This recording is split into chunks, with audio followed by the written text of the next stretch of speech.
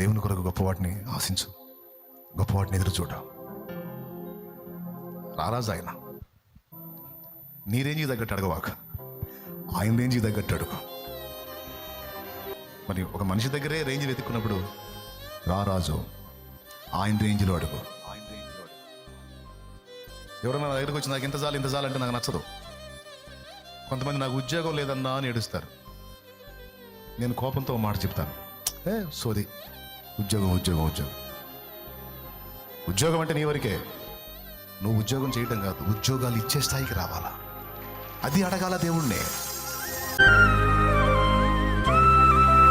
విశ్వాసంలోని రకాలు మాట్లాడతాను. నంబర్ 1, పునాదులలో విశ్వాసం ఒకటి ఉంది. ఈ మాట హెబ్రీ పత్రిక 6:1 చూపించాను. ఇప్పుడు కృపా వరములలో ఒకటి విశ్వాసం ఉంది. ఇది 1 కొరింథీ పత్రిక 12వ అధ్యాయము 7వ వచనం నుంచి కిందికి చదివితే ఉంటుంది. 9వ వచనం అనుకో. 9 కృపా వరాలు 7వ వచనం నుంచి ఉంటాయి. 9వ వచనంలో విశ్వాసం అనే వరమును గురించి ఉంది. ఇక గలతీ పత్రిక 5:22లో ఆత్మ ఫలములో ఒక భాగంగా విశ్వాసం ఉంది. రిఫరెన్స్ చూపిస్తున్న అర్థమయ్యేటట్టు చెప్తా, టెన్షన్ పడవాకండి. స్తోత్రం. ఇప్పుడు వరుసగా చెప్పండి. పునాది సత్యములలో విశ్వాసం ఉంది, కృపా వరములలో విశ్వాసం ఉంది, ఆత్మ ఫలములో విశ్వాసం ఉంది. ఇప్పుడు విశ్వాసంలో రకాలు చూద్దాం. మొట్టమొదటిది, మనం పరలోకం చేరాలంటే యేసు ప్రభు అని నోటితో ఒప్పుకొని హృదయమందు విశ్వసించిన ఎడల మనము రక్షింపబడుతుము. ఇప్పుడు మనం రక్షింపబడటానికి ఏది ఆధారమైంది?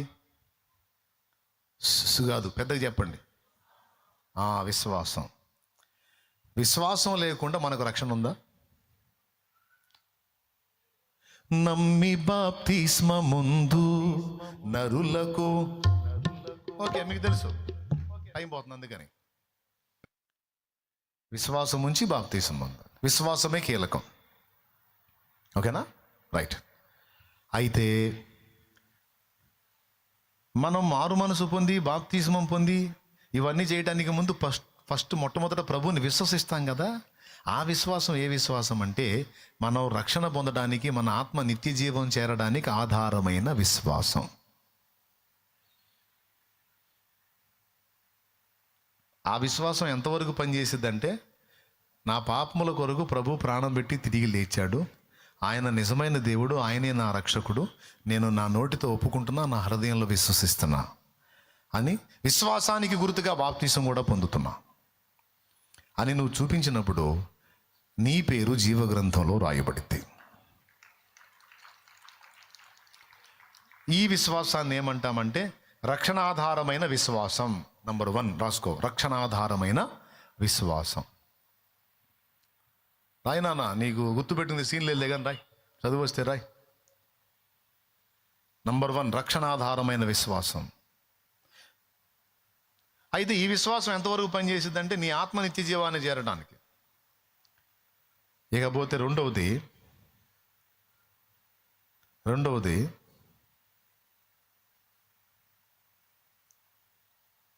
రాశారు కదా, స్వస్థత పొందుటకు కావలసిన విశ్వాసము.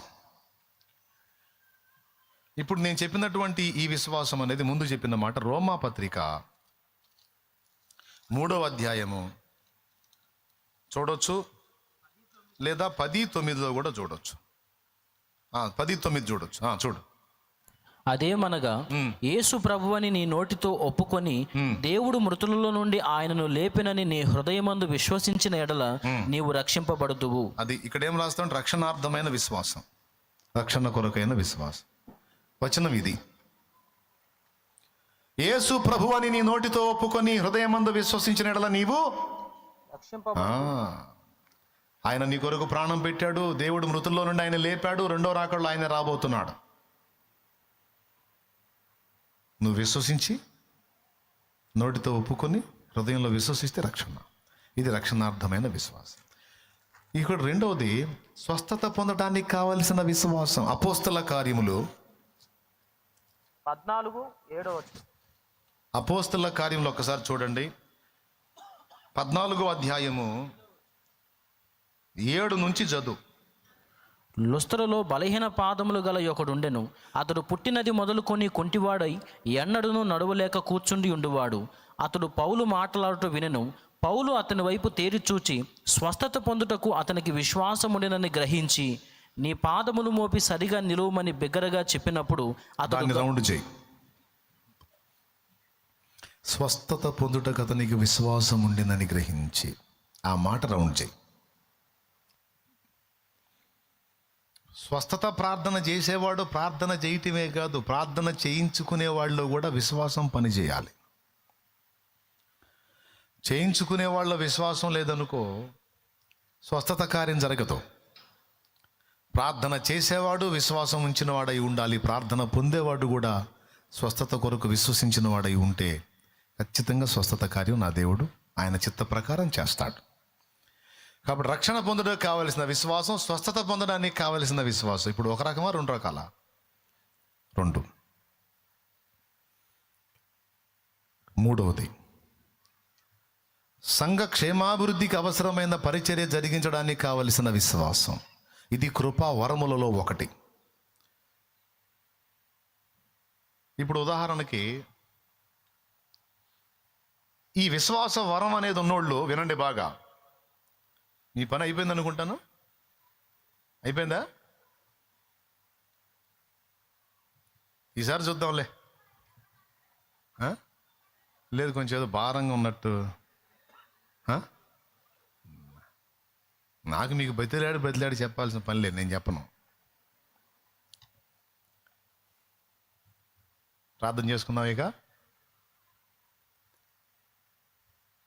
నాకు ఇంట్రెస్ట్ కనపడితేనే చెబుతా నేను. ఓకేనా? అది రాసుకో. మీరు అడిగారు కాబట్టి చెబుతున్నా, లేకపోతే ఇప్పుడు లేచి వెళ్ళిపోయి ఉన్నా అంటున్నా. మూడవది, కృపా వరములలో ఒకటైన విశ్వాసం. దీనివల్ల ఉపయోగం ఏంటంటే నీలో ఉన్న ఈ విశ్వాసం ఇతరులకు ప్రయోజనకరంగా ఉంటుంది. ఇది ఆత్మదేవుడే నీకు ఇస్తాడు. ఉదాహరణకి ఈ విశ్వాస వరం నాలో ఉందనుకో, ఈ వరం నాలో ఉండటం వల్ల దేవుని కొరకు సాహసోపేతమైన కార్యాలు నేను చేస్తాను. చేయటం వల్ల అనేకులకు రక్షణ జరిగింది. దీన్ని ఎలాగో చెబుతా. పరిచర్యకు నన్ను దేవుడు తీసుకొచ్చినప్పుడు దేవుని కొరకు గొప్ప కార్యాలు చేయడానికి నేను పూనుకోవడానికి విశ్వాసమే ఆధారమైంది. ఒక్కడు కూడా నాకు పరిచయస్తుడు లేడు ఒక ఊర్లో. వినండి బాగా, ఒక్కడు కూడా పరిచయస్తుడు లేడు ఒక ఊర్లో. మా నాన్న వాళ్ళ ఊరు నరసరావుపేట పక్కన వడ్లమూడి వారిపాలెం. ఆ ఊరికి ప్రక్కనే విప్పర్లపల్లి అనే ఊరు ఉంటుంది. ఆ ఊర్లో నాకు పరిచయస్తులుగా ఎవరు లేరు, అక్కడ ఉండే స్థానికుల్లో. కానీ నేను దేవుని సేవలోకి వచ్చినాక కనీసం ప్రవక్త స్వదేశమందు హితుడు కాడు అన్నాడు కాబట్టి సొంత ఊర్లో కాకపోయినా కనీసం పక్క ఊర్లో నన్న పరిచర్య ఏర్పాటు చేసి 4 ఆత్మలు రక్షించాలన్న ఆరాటం నాకు ఉండింది. కానీ నేను అక్కడికి వెళ్ళి పరిచర్య చేయాలంటే నాకు అక్కడ ఉండే స్థానికుల్లో ఒక్కరు కూడా పరిచయం లేరు. కానీ ఆశ అయితే ఉంది, అక్కడ కూడా సేవ చేయాలని. ఇదేమో నేను పుట్టినూరు, చిలకలూరుపేట నేను పుట్టినూరు. వడ్లమూడి వారి పాలెం అనే ఊరేమో మయ్య పుట్టినూరు. కాబట్టి నేను పుట్టిన ఊర్లోనూ మా నాన్న పుట్టిన ఊర్లో కూడా పరిచర్య ఉండాలి. ఇంకా చెప్పాలంటే బంధు జనావాళ్ళంతా అక్కడ ఉన్నారు. నా తండ్రి తోడబుట్టిన వాళ్ళందరూ కూడా అక్కడ ఉన్నారు, వాళ్ళ పిల్లలు అంతా అక్కడ ఉన్నారు. అయితే మరి ఇప్పుడు అక్కడ పరిచర్య చేయడానికి మరి ఒకవేళ సొంత ప్రాంతంలో కుదరదంటే పక్కనన్నా చేయాలి కదా అని ఆలోచన చేశాను. కృపా వరములలో ఒకటిగా లభించే విశ్వాసం గొప్పతనం ఏంటంటే ఇది శూర కార్యాలు చేయటానికి తెగించిద్ది. మామూలు విశ్వాసం ఉన్నోడు తెగించలేడు, కానీ వరములలో ఒకటిగా లభించినటువంటి విశ్వాస ఫలం ఏంటంటే గొప్ప కార్యాలకు తెగిస్తారు. స్తోత్రం. దేనికి తెగిస్తారు? గొప్ప కార్యాలకు తెగిస్తారు. దాని ఫలితంగా అనేకులకు అది రక్షణార్థంగా మారుతుంది. కొద్ది రోజులు ఎదురు చూస్తూ ఉంటే ఆ ఊరికి చెందిన వాడిని దేవుడు నా దగ్గర నడిపించాడు. ఆయనే పాస్టర్ దావీదు. దేవునికి స్తోత్రం. మీకు తెలుసుగా, నరసరావుపేటలో సేవ చేస్తున్నాడు పాస్టర్ దావీదు. ఆయన నేనున్న ఏరియాలో శాంతినగర్లో ఒక కిరాణా షాప్ పెట్టుకొని నడుపుకుంటున్నాడు. పరిచయం అయ్యాడు, చిన్నగా సువార్త చెప్పాను, రక్షణలోకి వచ్చాడు. రక్షణలోకి వచ్చిన తర్వాత ఆయన ఆధారం చేసుకుని ఆ ఊరికి వెళ్ళాను. ఒక్కళ్ళు కూడా నాకు పరిచయం లేదు. ఈ ఒక్క ఫ్యామిలీ ఒక్కళ్ళు కూడా పరిచయం లేని దగ్గర సేవ ఎట్లా జరిగిద్ది? అక్కడ ఆత్మలు ఎట్లా రక్షించబడితే ఎవరో ఒకళ్ళని ఆధారం చేసుకోవాలిగా, ఎవరు లేరు.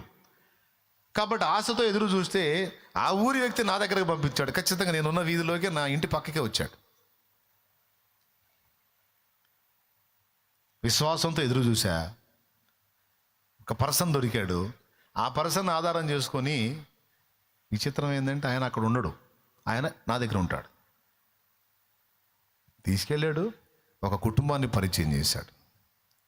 వాళ్ళని కలుసుకోవటం నేను అదే, అన్యుల కుటుంబం. ఆ కుటుంబంలో వ్యక్తులతో మాట్లాడి కొద్దిగా దేవుని మాటలు సువార్త చెప్పి ఒక చిన్న పాట పాడి ఒక ప్రార్థన చేసి ఆ ఫ్యామిలీ కోసం, మీకు ఇంట్రెస్ట్ ఉండి మీరు ఆహ్వానిస్తే ఇదే రోజు మళ్ళీ నేను నెక్స్ట్ వీక్ కూడా రావటానికి ఇష్టపడుతున్నాను అన్నాను. అయ్యో తప్పకుండా రెండయ్యా అని వాళ్ళు అన్నారు. అప్పుడు మళ్ళీ 2వ వారం కూడా నేను వెళ్ళాను. మళ్ళీ చిన్న కొద్ది మాటలు చెప్పి చిన్న ప్రార్థన చేసి ఒక పాట పాడి, మీకు ఇష్టమైతే మరో వారం కూడా నేను రావడానికి మీరు స్వాగతిస్తే వస్తానన్న. తప్పకుండా రండి. 3వ వారానికి ఆ బిడ్డ ఇంకా కొంతమందిని గ్యాదర్ చేసి ఆ కుటుంబంతో పాటు ఒక 10 మందిగా కూర్చొని నా ముందు నాతో కలిసి పాడటం మొదలుపెట్టారు. ఈరోజు దేవుని మహాకృపను బట్టి ఇంచుమించు 300 పైగా అక్కడ ఆత్మలు రక్షించబడి ఉన్నాయి.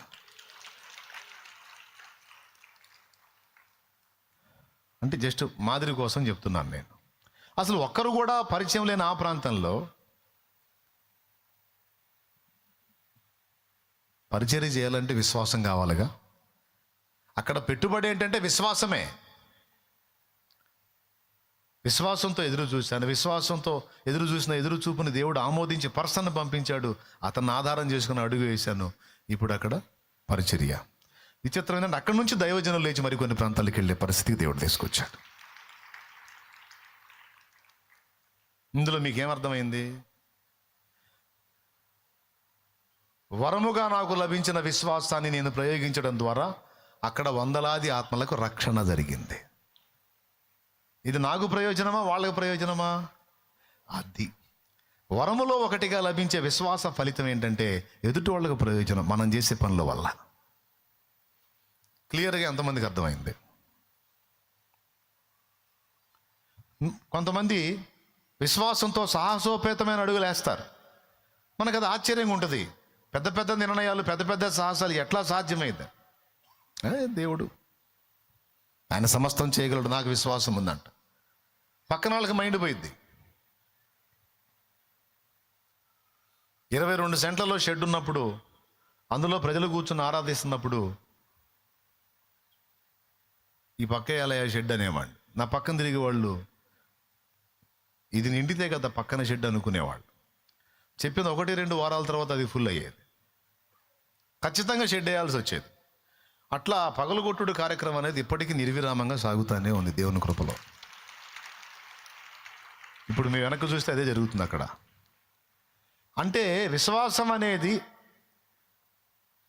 సమాజ శ్రేయస్సు కొరకు, సంఘ క్షేమాభివృద్ధి కొరకు, ఆత్మల రక్షణ కొరకు మనం కలిగి ఉన్న విశ్వాసం ఇతరుల ప్రయోజనంగా మారే అవకాశం వరము ద్వారా లభించే విశ్వాసంలో ఉంది. అందుకే విశ్వాసమును నాకు వరముగా దయచేయ అని ప్రార్థన చేయాలి. హల్లెలూయా. ఓకేనా? 3 అయినాయి. ఇక 4వది ఆత్మ ఫలముగా మనకు లభించే విశ్వాసం. ముందు చెప్పిన విశ్వాసం ఏమో ఎదుటి వాళ్ళకు ప్రయోజనంగా ఉపయోగపడిద్ది. ఇప్పుడు నాలో ఉన్న విశ్వాసాన్ని నేను అక్కడ ఉపయోగించడం వల్ల 300 మంది ఆత్మల రక్షణ అంటే చిన్న విషయం కాదుగా. చిన్న విషయం అది. మరి ఇదంతా జరగటానికి విశ్వాసమేగా. ఇప్పుడు నేను ఉపయోగించిన విశ్వాసం నాకా ప్రయోజనం వాళ్ళకా? అలాగే కృపా వరము ద్వారా నీలో లభించిన విశ్వాసం, నీకు లభించిన విశ్వాసం ఒక విశ్వాసం వరమే కాదు, స్వస్థత వరమైన, ప్రవచన వరమైన, దాదాపు చాలా వరాలు, నీలో ఉన్న వరాలు ఇతరుల కోసమే ఇస్తాడు, నీ కోసం కాదు. నీకు వరాలు నీ కోసం కాదు, ఇతరుల కోసం ఇస్తాడు. దేవునికి స్తోత్రం కలుగును గాక. అందులో విశ్వాసం ఒకటి. 3, 4వది కొంచెం స్టాండ్ ఇక్కడ పెట్టగలవా? లేపినా పర్వాలేదు. ఒక్కసారి అలా లేచి నిలబడతారా మీరు? ముగించను మీ నడుము లేపులను సమస్య ఉంటుంది, అందుకని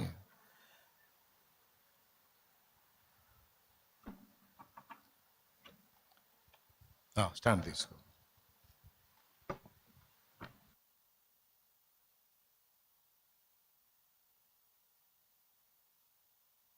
ఇప్పుడు ఎవరైనా కళ్ళు మూసారనుకో ముందుకు పడి మొహం పగిలిద్ది. కాబట్టి నేను ఆ పని చేశాను అన్నమాట. దేవునికి స్తోత్రం, హల్లెలూయా. పొరపాటును కూడా ఇప్పుడు జాగ్రత్తగా వినండి. 4వది ఏం చెప్పాను? ఆత్మ ఫలములో ఒకటైన విశ్వాసం. గలతీ 5:22. ఈ విశ్వాసం వల్ల ప్రయోజనం ఏంటి అంటే, ఆత్మ ఫలముగా మనలో వ్యక్తమయ్యేటువంటి విశ్వాసము మనకి ఇతరులకు కూడా ప్రయోజనకరంగా ఉంటుంది. ఈ విశ్వాసం, ఇది ఆత్మ ఫలం. ఇది మనకి ఇతరులకు కూడా ప్రయోజనకరం, ఈ విశ్వాసం. ఇప్పుడు దీన్ని ఎలా చెప్పొచ్చు అంటే, వినండి బాగా. ఆత్మ ఫలముగా మనకు వచ్చే విశ్వాసమే పరీక్షలో ఉండేది. స్టార్టింగ్లో ఒక మాట అన్నాను, విశ్వాసం ద్వారా అద్భుతాలు జరగటమే కాదు, విశ్వాసం పరీక్షింపబడిద్ది అన్నాను. అంటే అద్భుతాలు జరిగే విశ్వాసం ఒకటి ఉంది, పరీక్షకు నిలబడాల్సిన విశ్వాసం ఒకటి ఉంది. కొన్నిసార్లు విశ్వాసం ద్వారా అద్భుతాలు జరుగుతాయి, కొన్నిసార్లు విశ్వాసానికి పరీక్షలు కూడా ఎదురవుతాయి అన్నారు. ఈ మాటను ఎలా అర్థం చేసుకోవచ్చు మనం? విశ్వాసం ద్వారా అద్భుతాలు జరుగుతాయంటే ఇంకా అన్ని అద్భుతాలే జరగాలి, మళ్ళీ విశ్వాసానికి పరీక్ష ఏంటి? ఆ మాట కూడా ఉంది బైబిల్లో. అర్థమైందా? విశ్వాసం అద్భుతాలు జరిగించడమే కాదు, కొన్నిసార్లు పరీక్ష కూడా నిలబడిద్ది. పరిశుద్ధాత్మ ద్వారా మనలో ఏర్పడిన విశ్వాసం, దానివల్ల ప్రయోజనం ఏంటో తెలుసా? మామూలుగా కొంతమంది అన్ని లైన్గా ఉన్నప్పుడు విశ్వాసంలో ఉంటారు, బిడిస్తే జంపు. కానీ పరిశుద్ధాత్మ మూలంగా ఒకడు విశ్వాస వరమును కలిగి, విశ్వాస ఫలము అనే దాన్ని కలిగి ఉంటే ఎంత కఠినమైన పరిస్థితుల్లో కూడా ప్రభువును వదిలిపెట్టడం.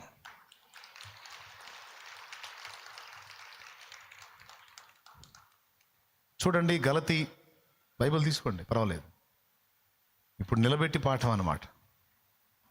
గలతీ 5:22.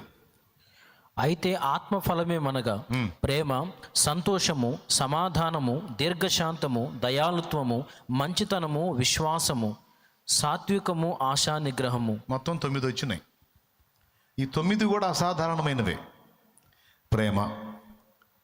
అయితే ఆత్మ ఫలమేమనగా, ఎవరా మనిషే? కాళ్ళ నొప్పులు పడుతున్నాయా? ఇందాడదేగా నడువుల నొప్పులు, ఇప్పుడేం కాళ్ళ నొప్పులు. ఈ ఒక్క మాట వినండి, నేను ప్రార్థన చేసేస్తాను. అందుకని నిలబెట్టింది, టెన్షన్ పడవాకండి. అందులో 7వది వచ్చింది విశ్వాసం. ప్రేమ, సంతోషము, సమాధానము, దీర్ఘశాంతము, దయాళుత్వము, ఆశా నిగ్రహము, మంచితనము, విశ్వాసము, సాత్వికము, ఆశా నిగ్రహం. అందులో విశ్వాసం అనేది ఒకటి ఉంది. ప్రేమ, ఆత్మ ఫలంగా మనలో వచ్చే ప్రేమ స్పెషల్ ఏంటో తెలుసా? మామూలు ప్రేమ, ఇప్పుడు మనల్ని ప్రేమించే వాళ్ళని మామూలుగా ప్రేమిస్తాంగా మనం. కన్నాళ్ళని ప్రేమిస్తాం, కట్టుకున్న వాళ్ళని ప్రేమిస్తాం, మనల్ని కన్నవాళ్ళని ప్రేమిస్తాం, జంతువులు కూడా ప్రేమిస్తాయి. ప్రేమిస్తాయా, ప్రేమించవా? అది సాధారణమైన ప్రేమ. కానీ ఆత్మ ద్వారా మనకు వచ్చే ప్రేమ స్పెషల్ ఏంటో తెలుసా? ఇది శత్రువును కూడా ప్రేమించింది. నీకు వ్యతిరేకంగా పనిచేసేవాడికి కూడా ప్రేమ చూపిద్ది. ఇది ఈ ప్రేమ స్పెషల్. అంటే అసాధారణ పరిస్థితుల్లో సైతం నిలబడిద్ది ఇది. సంతోషం, మనకన్నీ బాగుంటే సంతోషంగా ఉంటాం, తేడా వస్తే ఏడుపు ముఖం వేసుకొని తిరుగుతాం. కానీ పరిశుద్ధాత్మ మూలంగా మనకు కలిగే సంతోషం ఎలా ఉంటుందో తెలుసా? ప్రతికూలత ఎదురైనా కూడా హ్యాపీ పోదు, సంతోషం పోదు, సంతోషంగానే ఉంటారు. ఇది అసాధారణమైన సంతోషం. అలాగున విశ్వాసం కూడా. ఈ విశ్వాసం ఎలాంటిదంటే కఠినమైన అగ్ని పరీక్షలు వచ్చినా సరే ప్రభుని వదిలిపెట్టి పోదు, ప్రభుని గట్టిగా హత్తుకొని ఉంటుంది. ఆత్మ ఫలము ద్వారా మనకు లభించే విశ్వాసం యొక్క శక్తి అది. అర్థమైందా? ఆ విశ్వాసానికి ఎన్ని అగ్ని పరీక్షలు అన్నా రాని, బట్టలు లేకుండా పోని, అన్నమే లేకుండా పోని, రోగాలు రాని, వచ్చిన రోగాలు తగ్గకపోని, అగచాట్ల మీద అగచాట్లు ఎక్కువ అవని, అప్పులు పెరిగిపోని, ఏమన్నా కానీ చేయని నేరాలు నెత్తి మీద పడని, నిందల పాలవని, దూషణ పాలవని, ద్వేషం పాలవని, ఏదైనా ఈ ఆత్మ ఫలములో ఒకటిగా లభించే విశ్వాస ఫలితం ఏంటంటే ప్రభువుని మాత్రం వదలరు, ప్రభు కొరకు నిలబడిపోతారు. అర్థమైందా? విశ్వాసంలో ఇదొక భాగం. ఆఖరిది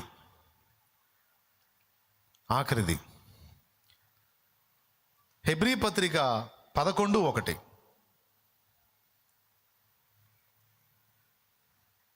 విశ్వాసమనున్నది నిరీక్షింపబడు వాటి యొక్క నిజస్వరూపును, అదృశ్యమైనవి ఉన్నవనుటకు రుజువునై ఉన్నది. అయిపోయింది. మళ్ళీ ఇదే విశ్వాసం, దీని గురించి కూడా ఒక మాట చెప్తా. ఇప్పుడు వరుసగా నేను 4 రకాల విశ్వాసాల గురించి మాట్లాడాను. నంబర్ 1 రక్షణార్థమైన విశ్వాసం. నంబర్ 2 స్వస్థత కొరకైన విశ్వాసం. నంబర్ 3 సంఘక్షేమాభివృద్ధికి ఇతరుల ప్రయోజనార్థమై వరముగా లభించిన విశ్వాసం. 3 4వది ప్రతికూలతలలో సైతం దేవుని కోసం నిలబెట్టి ఉంచేటువంటి విశ్వాసం. ఇది ఆత్మ ద్వారా మనకు కలిగిద్ది. వరము ఆత్మ ద్వారానే, ఇది కూడా ఆత్మ ఫలమే. రైట్. ఇప్పుడు 5వది ఇదేంటంటే దేవుని దగ్గర మనకు కావాల్సినవన్నీ ఉన్నాయి. నీకు ఎన్ని అవసరం ఉన్నాయో అవన్నీ దేవుని దగ్గర ఉన్నాయి. వాటన్నిటినీ పొందుకునేదానికి ఉపయోగపడే విశ్వాసం ఇది.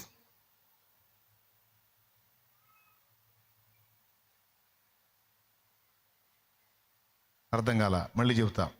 దేవుని దగ్గర మనకు కావాల్సినవన్నీ బోల్డన్ని ఉన్నాయి. ఇప్పుడు రక్షణ ఒక్కటేనా?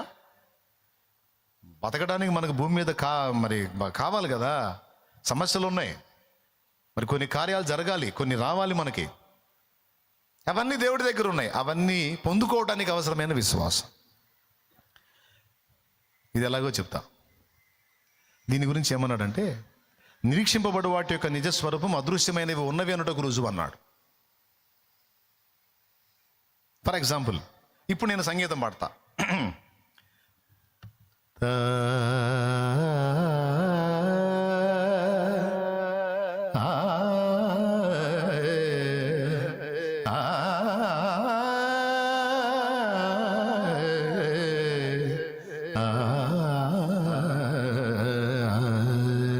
అని ఓ రాగం పాడా. స్థిరమేలేని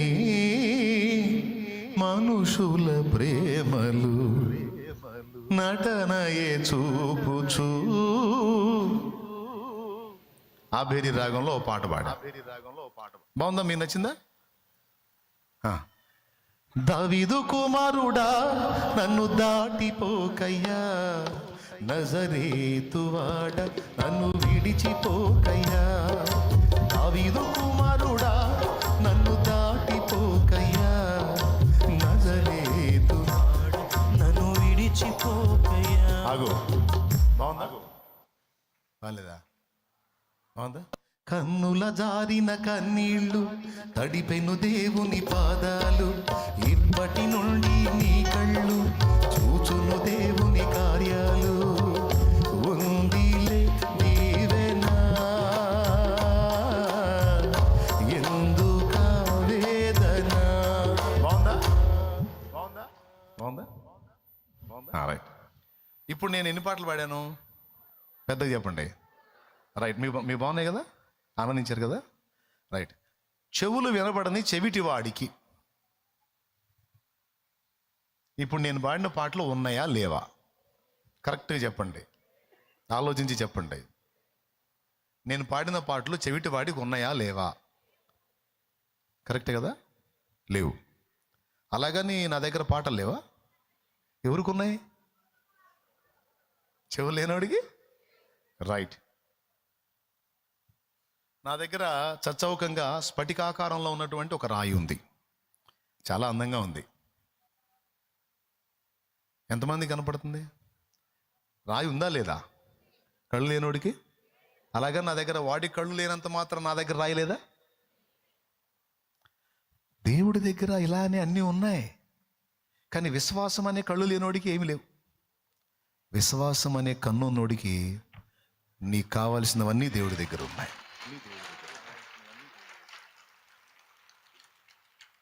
విశ్వాసం అనే చెవున్నోడికి దేవుని మాటలు వినబడతాయి. అది అబ్రహాంకు ఉంది, అందుకే గుడారంలో బతికాడు. ఎందుకయ్యా అంటే పునాదులు గల పట్టణం అక్కడుంది, నేను నిదానించి దాన్ని చూస్తున్నాను అన్నాడు.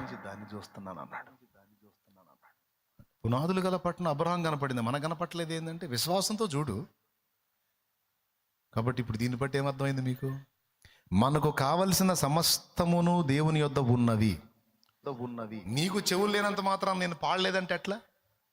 3 పాడా, ఎన్నోళ్ళు ఆనందించారు, అనుభవించారు, ఆస్వాదించారు. నేను ఆలపించిన రాగాన్ని ఆహా ఓహో అనుకున్నారు, కానీ చెవు లేనోడికి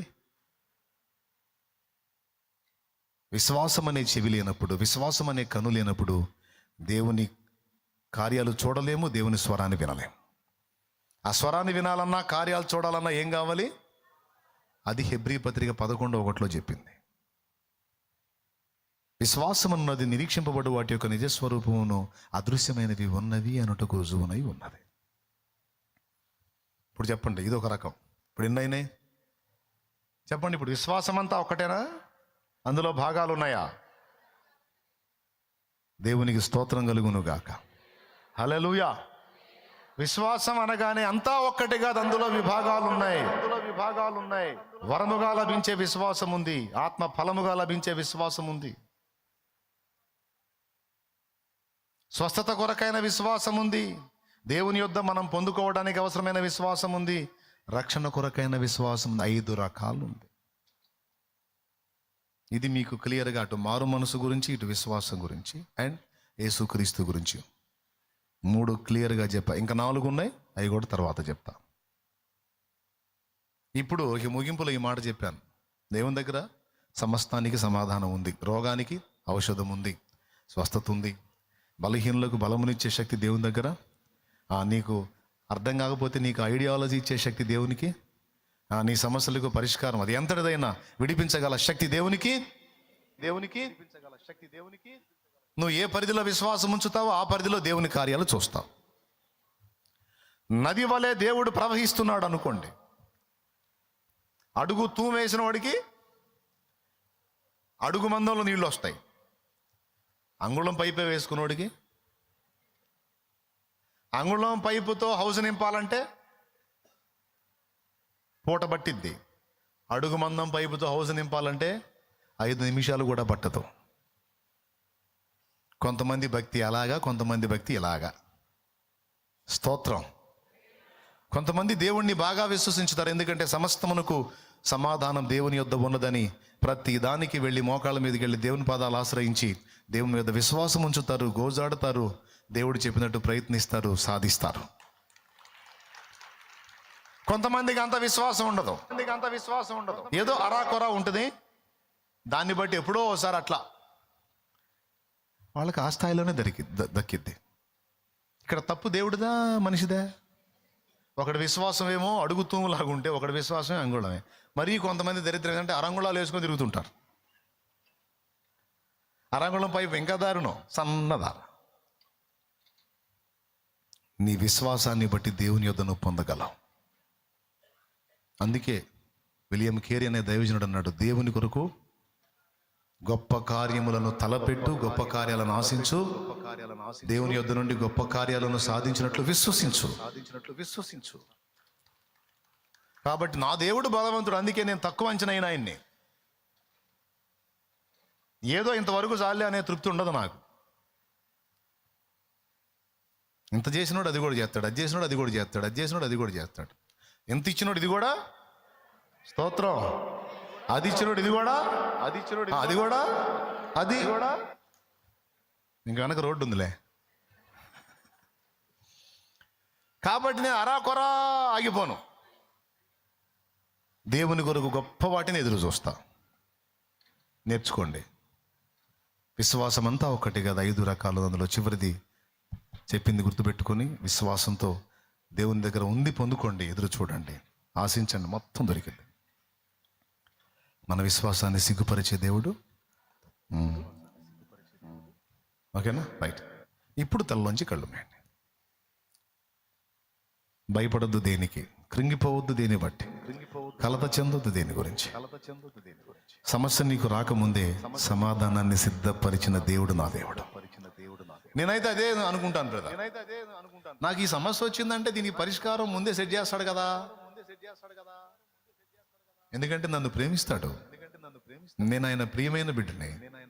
అరే వీడికి సమస్య రాబోతుంది అంటే మీరు నమ్మండి నమ్మకపోండి, 7 సంవత్సరాల తర్వాత నేను ఎదుర్కోబోయే ఒక ప్రశ్నకి 7 ఏళ్లకు ముందే ఒక మధ్యాహ్నం వేళ నన్ను ప్రేరేపించి, మీరు నమ్మండి నమ్మకపోండి, 7 ఏళ్ల తర్వాత నేను ఎదుర్కోబోయే ఒక సమస్యకి 7 ఏళ్లకు ముందే ఒక మధ్యాహ్నం వేళ నన్ను ప్రేరేపించి ఒక ఇంటికి పంపించి, ఆ ఇంట్లో నాకు కావలసిన వస్తువు దొరికేటట్టు చేసి 7 ఏళ్ల తర్వాత దాన్ని ఉపయోగాన్ని నాకు చూపించాడు దేవుడు.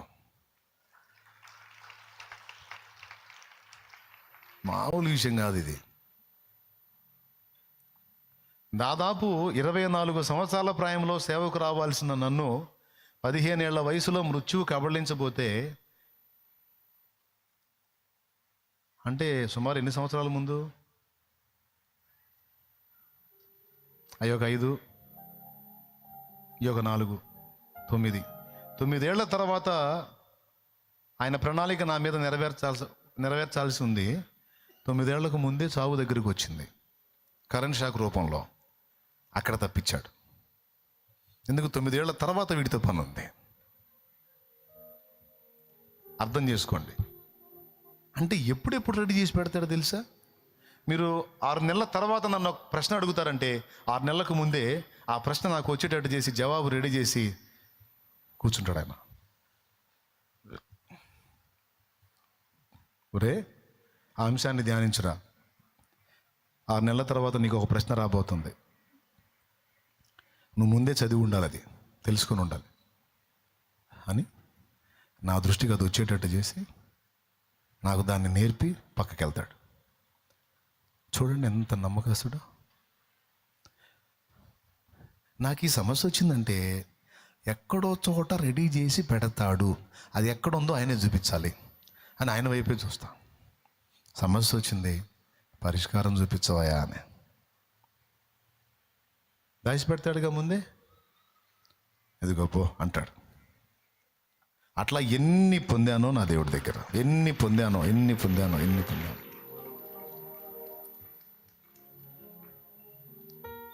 వాడు కీబోర్డు వాయించట్లా, ఏదిరా నాకు వినపట్ల.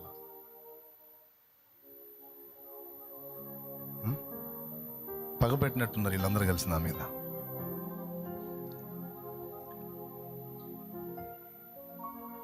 ఈరోజు నువ్వు నేర్చుకున్న విషయాలు దయచేసి మననం చేయి, హృదయంలో భద్రం చేయి, ఇతరులకు బోధించు, బలపరచు. దేవుని కొరకు గొప్పవాటిని ఆశించు, గొప్పవాటిని ఎదురు చూడ. రారాజు ఆయన. నీ రేంజ్కి తగ్గట్టు అడగవాక, ఆయన రేంజ్కి తగ్గట్టు అడుగు.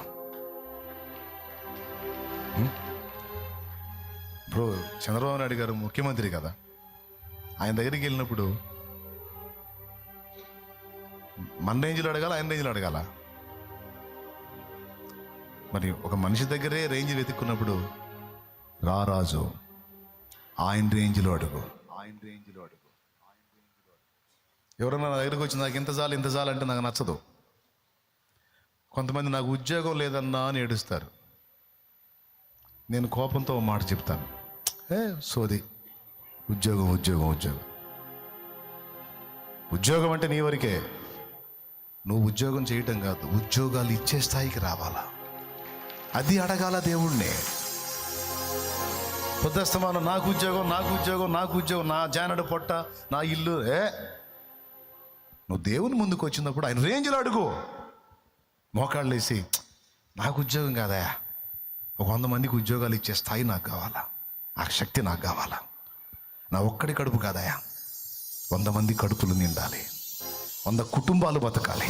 నువ్వు ఎట్లా చేస్తావో నాకు తెలియదు, ఏ కార్యం చేస్తావో నాకు తెలియదు, ఏ విధంగా నాకు కృప చూపుతావో నాకు తెలియదు. నా దేవా, ఒక 100 మంది కుటుంబాలకు నేను అన్నం పెట్టేవాడిని కావాలి, అన్నం పెట్టేదాన్ని కావాలి, నాకు ఆ కృపనివో అని అడుగో. అది ఆయన రేంజ్. అరే ఆయన దగ్గర పోయి పొద్దుస్తమా నాకు ఉద్యోగం ఎప్పుడు డెవలప్ అవుతాడు? ఇంత చెప్పినా కూడా నీకు నీ ఉద్యోగమే అంటే ఇంకేదో తగలబడిపోయి ఇస్తాడు. ఈడని కాదు, ఇస్తాడు, నీకు ఇస్తాడు, లేదా 100 మందికి ఇచ్చే శక్తి కూడా నీకు ఇస్తాడు. ఆశ గల ప్రాణాన్ని తృప్తిపరుస్తాడు. గుండె నిండా ఆశ ఉండాలి. ఎప్పుడు అన్నం ముద్ద ఎత్తినా నాతో పాటు 100 మంది తినాలి ప్రభువా, 100 కుటుంబాలు తినాలి ప్రభువా, 1000 మంది తినాలి ప్రభువా, 10,000 మంది తినాలి ప్రభువా. ఎప్పుడు అన్నం ముద్ద ఎత్తినా సరే నాతో పాటు 10,000 కడుపులు నిండాలి. ఆ కృప నాకు కావాలి ప్రభువా, సహాయం చేయి. నేను తింటున్నాను, ఎంతమంది పస్తులతో ఉంటున్నారు. నువ్వు ఆశించు, దేవునికి మొరపెట్టు, దేవుని దగ్గరికి వచ్చి ఆయన రేంజ్లో అడుగు. నా తండ్రి తప్పకుండా ఆయన చేస్తాను. సేవ చేసిన అంతే. నాకు ఈ సంఘం చాలు, ఈ జానా పెట్టిన చాలు, ఈ మూర చాలు కాదు. అనేక ప్రాంతాలకు నీ సువార్త మోసుకెళ్ళాలి, అనేక చోట్ల నీ బలిపీఠాలు కట్టాలి, అనుజనులను రక్షించాలి, శాఖోపశాఖలుగా విస్తరించాలి, అనేక జీవితాలు వెలిగించాలి. నాకు పేరు ప్రఖ్యాతులొద్దు, ఆత్మలకు రక్షణ వస్తే చాలు, నీకు మహిమ వస్తే చాలు, ఆత్మీయులకు బలాభివృద్ధి వస్తే చాలు. నా తండ్రి సాయించి. అదే కదా నాన్న సేవకైనా అడగాల్సింది, ఉపాధికైనా అడగాల్సింది. అప్పులు తీర్చి అనేకులకు ఇచ్చేటట్టు నన్ను చేయవయా. నా చెయ్యి పిడికిలి వీపి అనేకులకు ఇచ్చేటట్టు చేయవయా, నన్ను అట్లా దీవించవయా అని అడుగు. నేను చెప్పింది రైటర్ అండి. దేవుని రేంజ్లో అడిగిన ఆయన అడుగుతా ఉండును. ఒకనాటికి నీ హృదయ వాంఛ తీరకపోతే నా తండ్రి నాకు చేశాడు, నీకు కూడా చేస్తాడు. దా ప్రార్థన చేద్దాం. కళ్ళు మూసుకొని తల్ల వంచండి. నిజంగా సగం కళ్ళు తెరిచి దమసూపులు చూడవాకండి. నిజం కళ్ళు మూయండి. ఎందుకంటే కొంతమంది ప్రార్థన చేద్దామంటే ఒంటికంద రాక్షసులా చూస్తున్నారు. ఇటు ఉంటాడా జంప్ అవుతాడు. నేను ముందే చెప్పాను, నా వైపు చూడొద్దు, మోకాళ్ళను మీరే ప్రార్థన చేయండి. ఓకే. స్తోత్రం సర్వాధికారి సంఘం కోసం, ఇప్పుడు విన్న అంశాల కోసం, సేవ కోసం, ఇంకా సేవకులు లేవటం కోసం, సేవకులు లేవాలి. ఇంత సంఘం మీద సేవకు లేరండి, ఇంత సంఘం మీద సేవకు లేరు అసలు. అబ్బాయి ఈ సంఖ్య కదా, ఇంకా దైవ జనాంగం లేవాలి, యోధులు తయారు కావాలి. చేద్దాం. హల్లెలూయా.